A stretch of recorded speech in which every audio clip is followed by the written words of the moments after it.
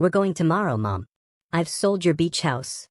Those words came through my phone like a slap I never saw coming. My daughter's voice, cold, casual, as if she were telling me she'd thrown out old leftovers instead of selling the one place on earth that held my soul. I stood there in my small apartment, clutching the phone, feeling the floor tilt beneath my feet. She didn't ask. She didn't consult. She just decided. And in that moment, I realized that the little girl I'd raised, the one I'd sacrificed everything for, had forgotten something very important. I was still here. I was still breathing. And that beach house? It was still mine. But what she didn't know, what she couldn't possibly have imagined, was that her perfect plan was about to crumble like a sandcastle at high tide. Welcome, my dear. This is Grandma Alice Stories, where every tale carries a lesson and every wound carries wisdom. Pour yourself some tea, settle into your favorite chair, and listen close, because today's story isn't just about betrayal.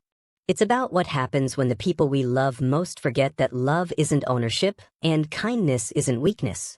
Sometimes, the quietest voices carry the sharpest truths.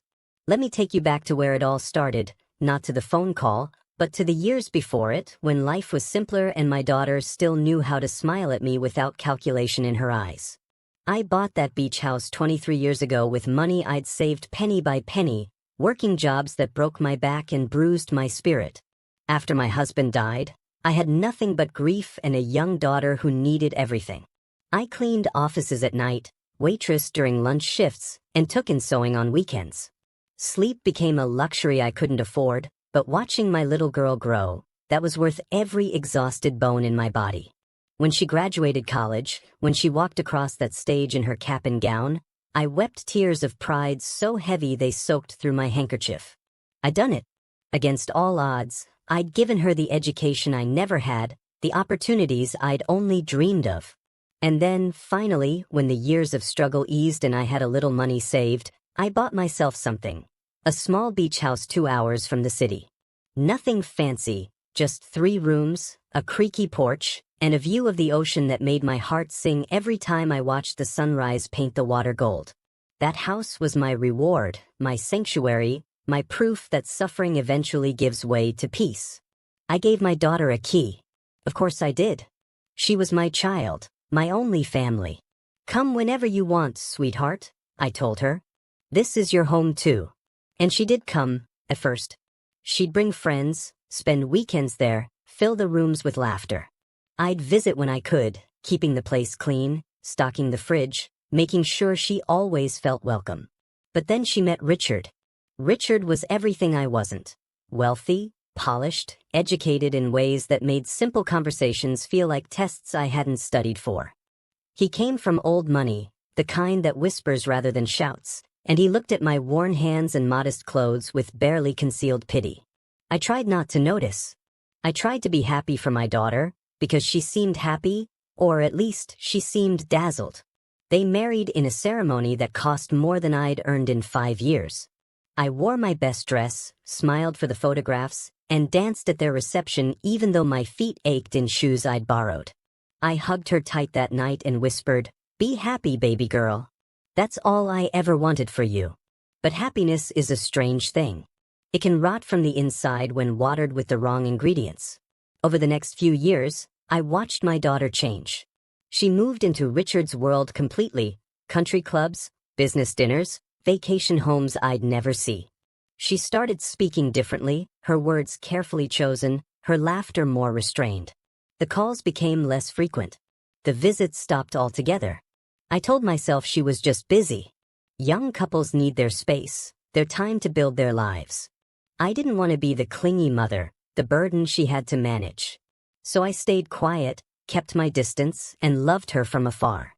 The beach house became my refuge. I'd drive out there on weekends, sit on that creaky porch with a book and a cup of coffee, and let the ocean remind me that some things remain constant even when people don't. I'd walk the shoreline at dawn, collecting shells and memories, talking to my late husband's spirit in the whisper of the waves. I never changed the locks. My daughter still had her key, and occasionally I'd arrive to find evidence she'd been there.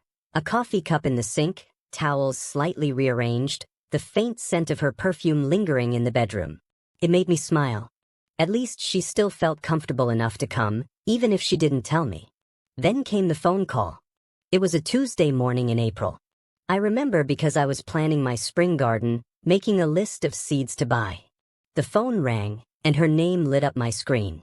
My heart lifted the way it always did when I saw it.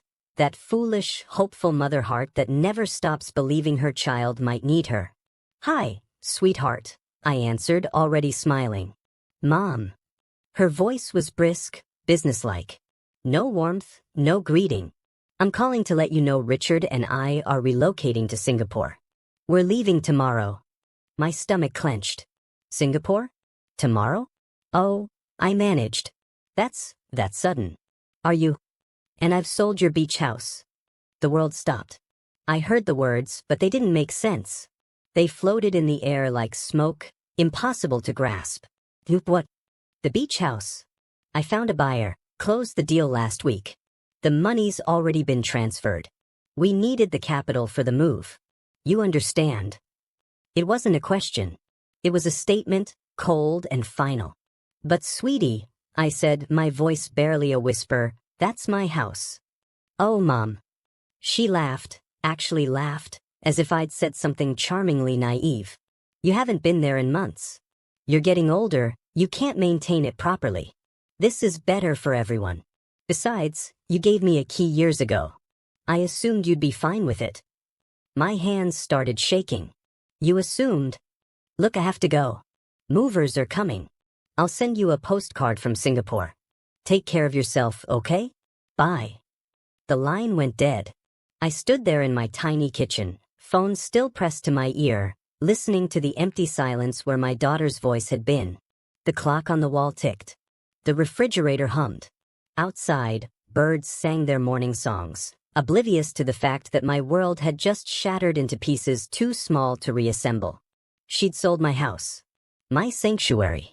My proof that hard work and sacrifice meant something. And she'd done it without asking, without caring, without even a tremor of guilt in her voice. I lowered myself into a chair before my knees could give out. The list of garden seeds sat on the table, suddenly meaningless. What did gardens matter when your own child could uproot you so completely? But then, slowly, like dawn breaking through storm clouds, something else rose inside me. Not anger, not yet. Something quieter but far more powerful. I walked to my bedroom, opened the bottom drawer of my dresser, and pulled out a manila folder I'd kept safe for over 2 decades. Inside were papers. Official, legal, notarized papers. The deed to the beach house. Property tax records. Mortgage documents, all stamped paid in full. Every single page bore my name. Not hers. I spread them across my bed and stared at them for a long moment, my heart beating steady and strong. My daughter had made a terrible mistake. She'd assumed that possession meant ownership, that a key meant permission, that her mother's silence meant surrender. She'd forgotten one very important thing. That night, I didn't sleep. I sat by my window watching the city lights blur through my tears, and I made a decision. Not born of rage or revenge, but of something deeper, self-respect, perhaps. Or maybe just the quiet understanding that sometimes, the people we love most need to learn the hardest lessons. Tomorrow, I would make a phone call of my own. But tonight, I simply sat with the truth she didn't know yet, the truth that would soon change everything. The house she'd sold so carelessly, so cruelly, had never been hers to sell at all. And somewhere in Singapore, packing her expensive clothes into designer luggage, my daughter had no idea that the ground beneath her perfect new life was already beginning to crack. I didn't sleep that night. How could I? Every time I closed my eyes, I heard her voice, that casual, dismissive tone, as if 23 years of my life could be erased with a single phone call and a forged signature. I sat in my armchair until dawn broke, the manila folder open on my lap, my fingers tracing the edges of documents that proved what my daughter had refused to believe. I still mattered. I still existed. And I still owned every square inch of that beach house. When morning light finally crept through my curtains, I made myself a cup of strong coffee and picked up the phone. My hands were steady now. The shock had burned away, leaving something harder, clearer in its place. Not hatred, I could never hate my own child, but a fierce determination to stand my ground. She'd forgotten who raised her. She'd forgotten that the woman who survived poverty, widowhood, and years of backbreaking work wasn't someone who simply disappeared when convenient. I dialed my lawyer's number. Martin Chen had handled the purchase of my beach house all those years ago, and he'd become something of a friend over time, one of the few people who knew my whole story, who'd seen me at my lowest and celebrated with me at my highest. Alice. His voice was warm, surprised. It's been a while. How are you? Martin, I said quietly, I need your help. My daughter just sold my beach house without my knowledge or consent. The silence on the other end was thick with disbelief. Then, she did what? I told him everything. The phone call. Her cold dismissal. The way she'd laughed when I reminded her it was mine. The fact that she was leaving the country tomorrow, probably assuming she'd be long gone before I could do anything about it. Martin's voice turned sharp, professional. Alice, do you still have the original deed? Right here in front of me. Every document. All in my name. And she never had power of attorney? No legal transfer of ownership. Nothing. I gave her a key to visit. That's all. I heard papers rustling, keyboard keys clicking. This is fraud, Alice. Clear-cut fraud. If she's already accepted money from a buyer for property she doesn't own, she's committed a serious crime.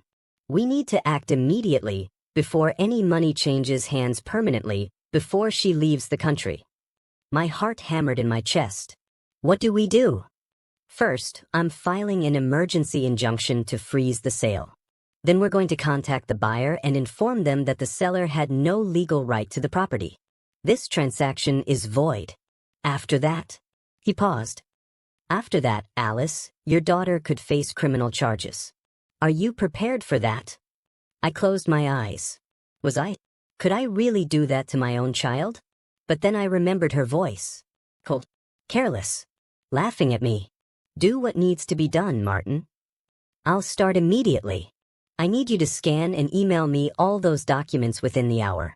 Can you do that? Yes. Good. And Alice? I'm sorry. I know this can't be easy. No, I whispered. It's not. The next few hours moved like a freight train I couldn't stop. I went to the library down the street. I didn't own a scanner, and a kind young woman helped me digitize every page, every proof of ownership.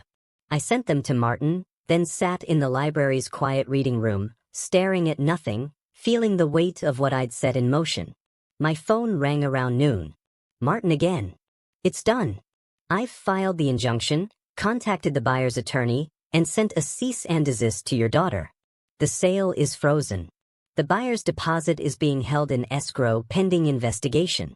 And Alice. He hesitated. Your daughter is going to know very soon. Are you ready for that call? I don't know, I admitted. But it doesn't matter. This has to happen. You're doing the right thing. Protecting yourself isn't cruelty, it's survival. After we hung up, I sat in that library for another hour, watching people browse shelves, children giggle over picture books, elderly men read newspapers with reading glasses perched on their noses. Normal life, continuing all around me while mine crumbled and rebuilt itself simultaneously. Then my phone exploded. 7 missed calls. 12 text messages. All from my daughter. My hands trembled as I opened them. What did you do? The buyer's lawyer just called. They're saying the sale is void? Mom, this isn't funny. Fix this. No. Do you have any idea how much money is on the line? How this makes me look? You're being selfish and ridiculous. I'm your daughter. Call me back immediately or I swear to God I will never speak to you again. I read each message twice, feeling something crack inside my chest. Not my resolve, that remained solid, but something softer, something that still remembered holding her as a baby, singing her to sleep, kissing scraped knees and drying tears from childish disappointments. But children grow up, and sometimes they grow into strangers. I didn't call back. Instead, I typed a single message. The house was never yours to sell, sweetheart. It's in my name. It's always been in my name. You forgot to check. I hit send and turned off my phone. That evening, I drove out to the beach house. I needed to see it, to stand on that creaky porch one more time and remember why it mattered. The 2-hour drive felt longer than usual, every mile heavy with memory and grief. When I pulled into the driveway, everything looked the same. The weathered shingles. The wind chimes I'd hung years ago, still singing in the salt breeze. The garden I'd planted, overgrown now but still blooming with stubborn wildflowers that refused to give up. I unlocked the door, with my key, the original, and stepped inside. The air smelled stale and used. Dust motes danced in the fading sunlight that streamed through windows I'd washed 100 times. I walked through each room slowly, my footsteps echoing on hardwood floors I'd chosen, walls I'd painted, memories I'd built brick by brick. In the master bedroom, I found evidence of her recent visits. Designer shopping bags stuffed in the closet. Expensive wine bottles in the kitchen. Receipts from restaurants I couldn't afford scattered on the counter. She'd been using this place like a hotel, like something disposable and convenient, never once considering that it had a heart. My heart, beating in every corner. I sat on the porch as the sun began to set, painting the ocean in shades of gold and crimson. The waves crashed steady and eternal, and I let myself cry. Not for the house, I knew I'd keep it now. But for the relationship I'd lost, for the daughter who'd chosen money over her mother, for the little girl with scraped knees who'd somehow grown into a woman I no longer recognized. My phone, which I'd eventually turned back on, buzzed with a new message. Martin, buyer has been notified. They're withdrawing completely. Your daughter's sale is officially dead. She'll have to return any money she received. Also, she's tried to contact me directly. Angry doesn't begin to describe it. Are you okay? I typed back, I'm at the beach house. I'm okay. Thank you, Martin. As darkness fell and stars began to pierce the sky, I made a decision. This house had been my dream, my reward, my sanctuary. But it had also become a symbol of something painful, of how far my daughter had drifted, of how little I meant to her anymore. Maybe it was time to let it go. Not because she demanded it, not because she sold it, but because I chose to. On my terms. In my time. For my reasons. I drove home late that night, the ocean disappearing in my rearview mirror, and for the first time since that terrible phone call, I felt something like peace settling over my shoulders. My daughter was probably in Singapore by now, furious and humiliated, realizing that her perfect plan had imploded. And me? I was still here. Still standing. Still the owner of my own life. But the question that kept me awake as I finally crawled into bed wasn't about the house anymore. It was simpler, sadder, and far more devastating. When had my daughter stopped seeing me as her mother, and started seeing me as an obstacle to remove? 3 days passed before my daughter called again. 3 days of silence that felt like holding my breath underwater, waiting for the inevitable storm to break the surface. I spent those days in a strange kind of limbo, going through the motions of normal life while knowing nothing would ever be normal again. I watered my plants. I cooked simple meals I barely tasted. I sat by the window and watched the world continue spinning as if mine hadn't just tilted sideways. And I waited. When her name finally appeared on my phone screen, it was nearly midnight. I stared at it for 3 rings before answering, my heart hammering against my ribs. Hello, sweetheart. Don't you dare, sweetheart me. Her voice was ice wrapped in fury. Do you have any idea what you've done? I sat down slowly, preparing myself. I stopped you from stealing my property. Yes, I know exactly what I've done. Stealing. She laughed, but there was no humor in it, only bitterness sharp enough to cut. I'm your daughter. Everything you have should be mine eventually anyway. I was just accelerating the process. The words hit me like a physical blow. Accelerating the process? You mean waiting for me to die? Silence. Then quieter, defensive, that's not what I meant. Isn't it? I felt something break loose inside me, all the patient understanding, all the maternal excuses I'd made for her over the years. You sold my house without asking because you assumed I was too old, too irrelevant, too close to the grave to matter anymore. You treated me like I was already dead. Oh, stop being so dramatic. You're fine. You're always fine. Her voice rose again, sharp and cutting. Do you know what this has cost me? The buyer is threatening to sue me for fraud. Richard is furious. His family thinks I'm a criminal. We had to cancel our relocation because now there's a legal investigation. You've humiliated me, Mother. You've ruined everything. I've ruined everything? My voice came out steadier than I felt. I'm not the one who committed fraud. I'm not the one who sold property I didn't own. I'm not the one who forgot that her mother is still alive, still relevant, still entitled to respect. Respect? She spat the word like poison. You want respect? You, who spent my entire childhood dragging us through poverty. You, who couldn't even give me a normal life because you were too busy working 3 jobs and crying about Dad. The cruelty of it stole my breath. For a moment, I couldn't speak. Couldn't breathe. Couldn't reconcile this stranger's voice with the little girl I'd rocked to sleep 1,000 nights. I worked those jobs for you, I finally whispered. Everything I did was for you. Well, congratulations. You made me watch you suffer, made me feel ashamed of our tiny apartment and secondhand clothes, and now you won't even let me have the one thing you own that's actually worth something. You're selfish, Mother. You always have been. Something inside me, the last thread of maternal obligation, perhaps, finally snapped clean. Then I suppose you won't miss what I'm about to do next, I said quietly. What are you talking about? I'm selling the beach house. On my own terms. And the money, every single dollar, is going to charity. To an organization that helps elderly people whose children have abandoned them. Seems appropriate, don't you think? The silence on the other end was so complete I thought she'd hung up. Then, in a voice barely above a whisper, she said, You wouldn't. Watch me. That's my inheritance. It's mine, I interrupted, my voice firm and clear. It was always mine. And I get to decide what happens to it. Not you. Not Richard. Not anyone else. Me.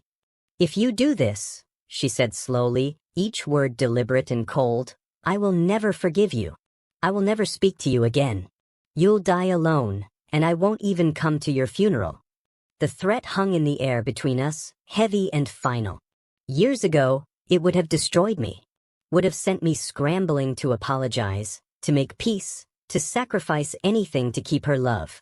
But I'd learned something in these past few days. Something painful but liberating. Her love had conditions. Mine never did. And I was tired of being the only one who knew the difference. Then I suppose, I said softly, we both know where we stand. I hung up before she could respond. Before I could hear her voice again and lose my resolve. Before the mother in me could override the woman who finally understood her own worth. My hands shook as I set the phone down. My cheeks were wet with tears I hadn't realized I was crying. But underneath the grief, underneath the pain of losing my daughter for good, there was something else.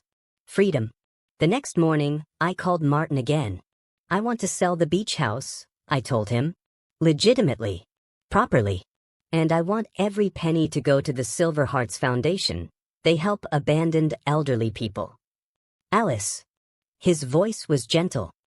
Are you sure? That's your nest egg. Your security. I have enough to live on. My pension, my savings. I don't need a beach house. And I especially don't need it to become a battlefield between me and my daughter for the rest of my life. I paused, then added, this way, it becomes something good. Something that helps people who are going through what I went through. That feels right. You're an extraordinary woman, Alice. No, I said. I'm just a mother who finally learned that you can't pour love into a cup that's already full of resentment. Sometimes you have to save some for yourself. The sale took 6 weeks. A lovely retired couple from Boston bought it. People who would actually live there, who would love it the way I had. When I signed the final papers, I felt lighter than I had in years.